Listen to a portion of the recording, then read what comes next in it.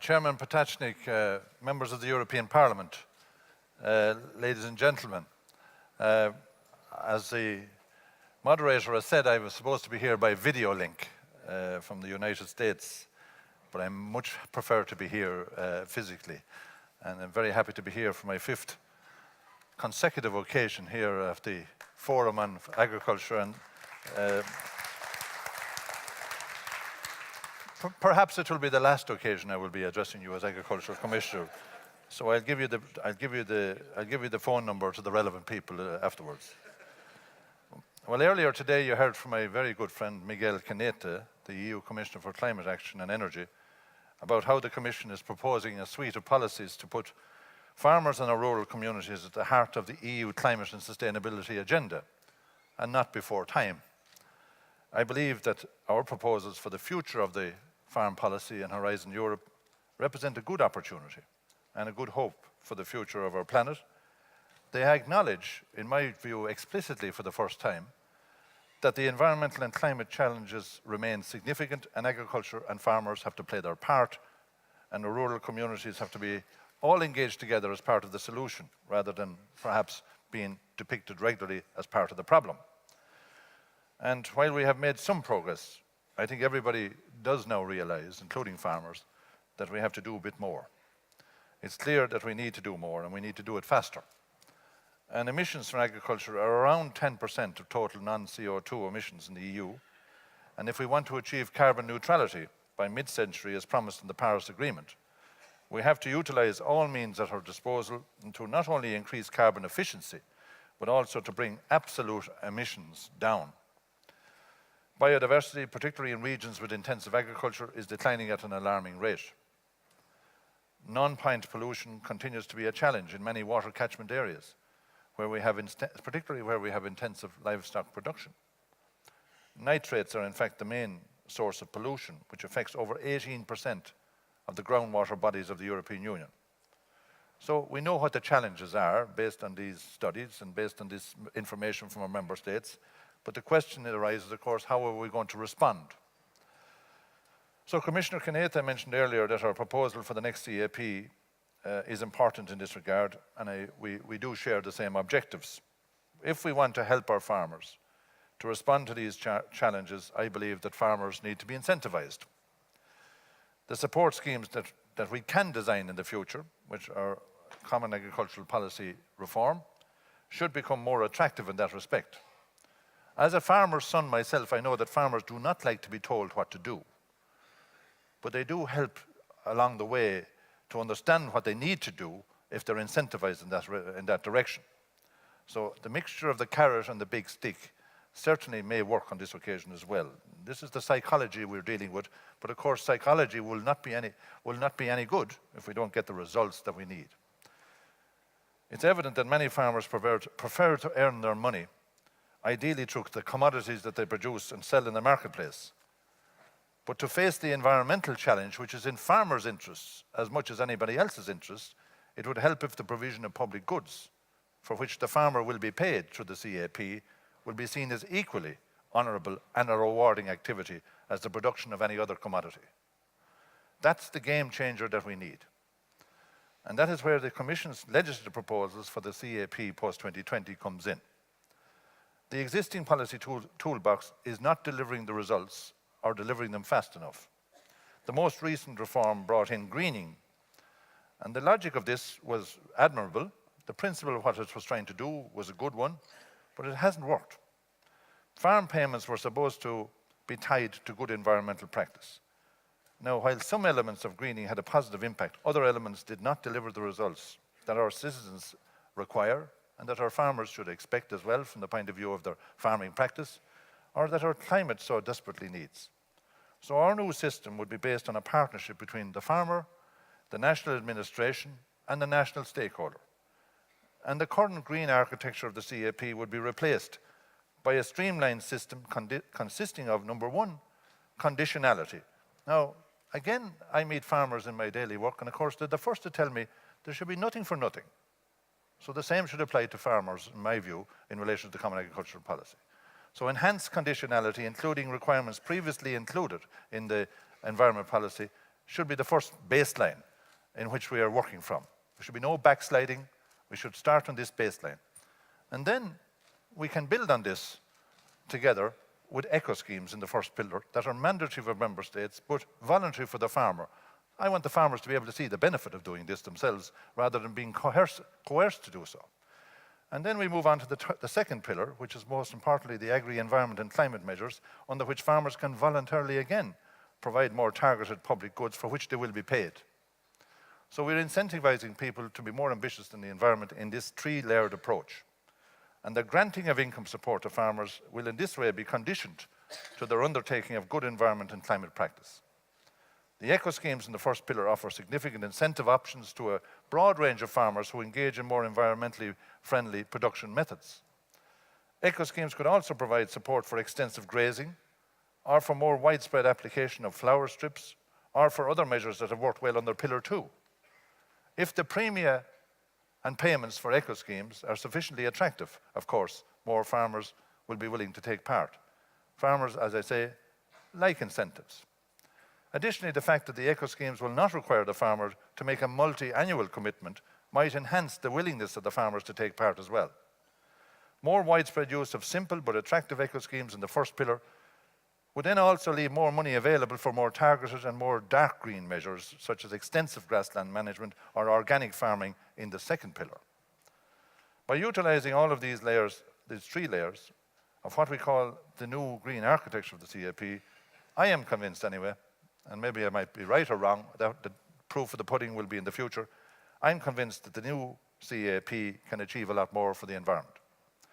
It will help farmers as well, including in very intensive regions, to overcome some of the challenges they have, and to make a higher contribution to our environment and climate performance in this way. The second key point I want to make relates to, in more general terms, to sustainability. When we talk about sustainability, we mean first and foremost the sustainability of our soils, our water, our air, and our biodiversity. But there's another crucial meaning of the word which is just as important. It refers to the sustainability of our farmers. If we don't have the farmers having a sustainable income and be able to sustain themselves in our rural areas, we're going to lose out in terms of food security issues, but also in terms of rural vitality. So we have to have these people in place. I don't know of any other group of people that we can call upon in our rural areas to deliver on these food security issues or environment and climate action if we don't have our farmers. People sometimes talk about nature funds and about all sorts of various organizations that could come in and do all of this work. But I don't know, will they get access to the land? And I don't know whether we have to recreate another bureaucracy, which we're trying to eliminate, to achieve these objectives. Why not get our people that are already there to do a better job and incentivize them to do so? We want our boots on the ground to be our farmers, and it's up to the farmers to deliver. I believe, and I think of the CAP as a contract between the farmer and the people of Europe. In exchange for taxpayer support, farmers guarantee food security, but they also now must guarantee public goods. And can I, as a friend of the CAP, say to our farmer representatives who are here today, that if we don't deliver on this agenda around the 9 EU objectives that we've set out in this reform, we will not get strong support for the budget post-2027.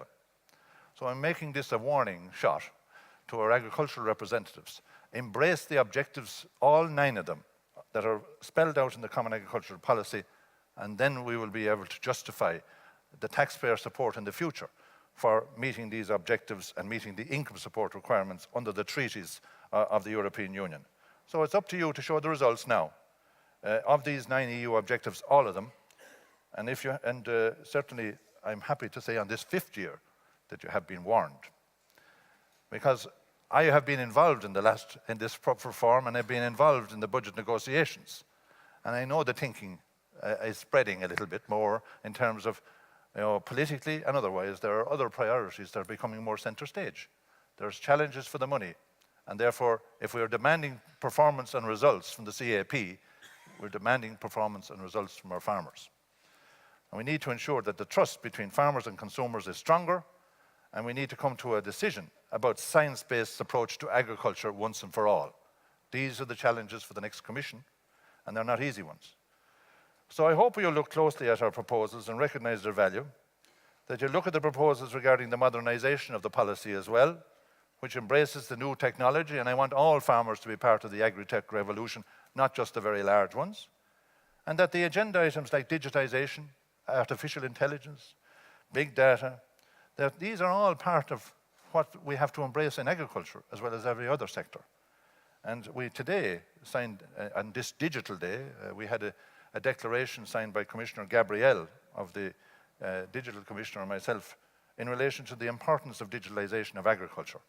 And we have some supports, but we do not seem to be able to deliver as much as we should in relation to ensuring that our rural areas are not left behind in relation to connectivity, in relation to digitisation, and we have to do more here together to get a better outcomes over the next 5-6 years.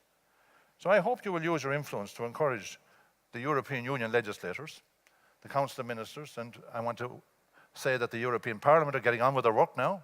Yesterday, I am very pleased to see that the text in relation to agriculture has been approved by the Committee of Agriculture in the European Parliament, and I want to thank the members of the committee, some of which who are here today, for bringing this about, because we now have a stable text.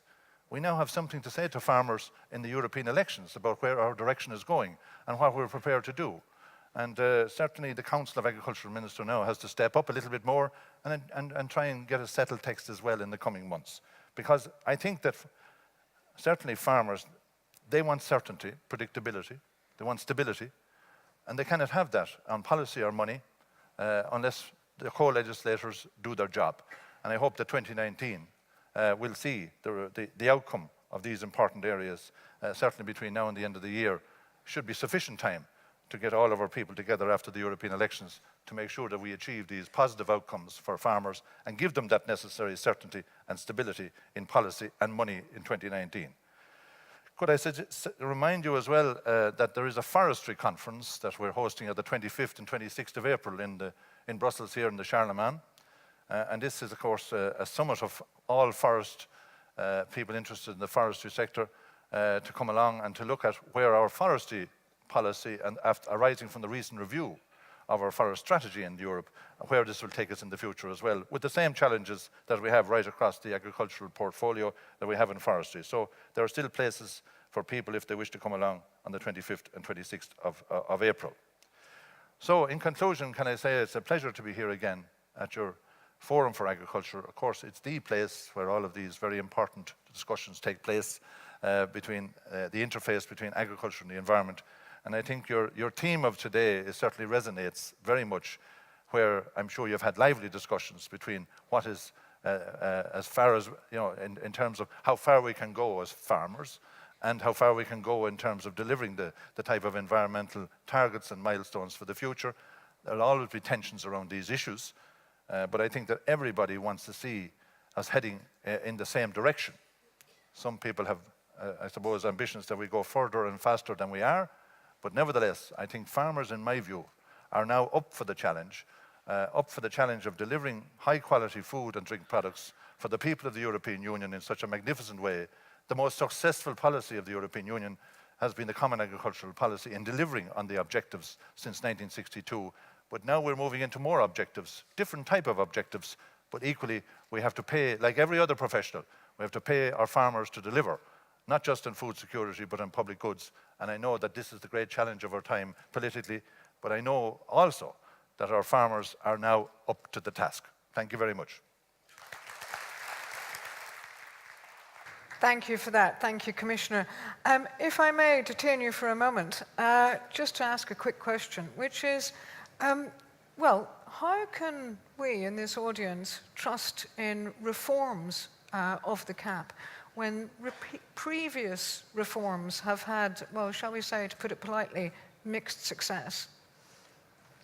Well, I didn't think you should criticize Franz Fischler that way. Is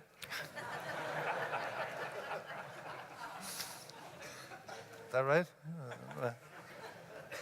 Of course, again, it comes back to the challenge that people have, irrespective of what part of the debate they're in.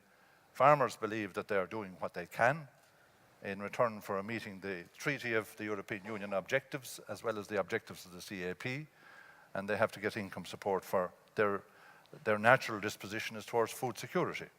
and towards the provision of high-quality food and drink products, which they've been very successful in doing on behalf of us all, and which we often don't show the gratitude that we need to show. We have produced, through our farmers, 20,000 jobs for every 1 billion of exports.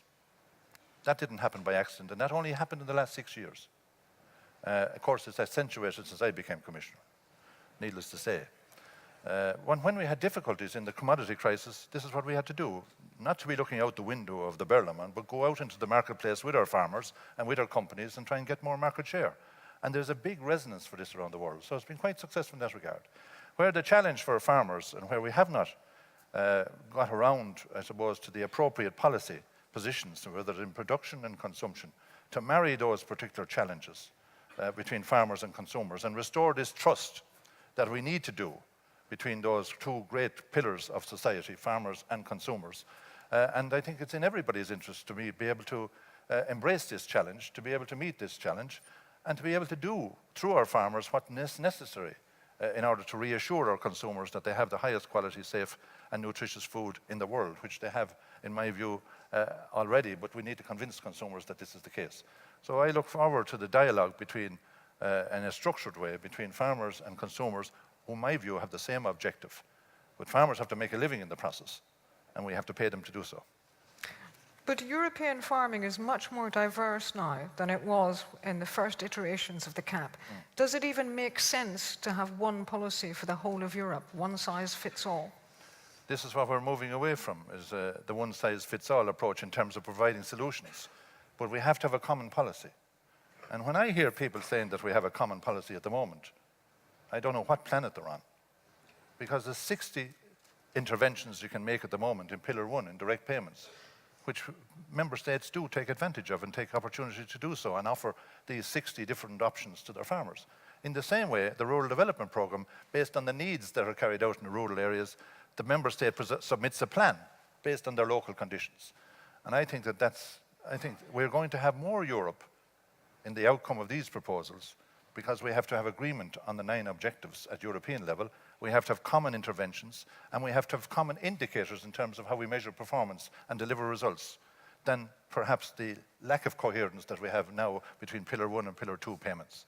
So I believe that we have to have a common policy at EU level to achieve our common objectives. This has worked well in the past, will work well in the future, and it gives then, through the new delivery model of our policy, through the CAP strategic plan approach, the type of flexibility to meet local conditions and provide local solutions to problems based around those local conditions arising from their SWOT analysis. So this is the thinking. I hope it'll work. Okay. Thank you very much. Thank you, Commissioner. Thank you. Thank you very much.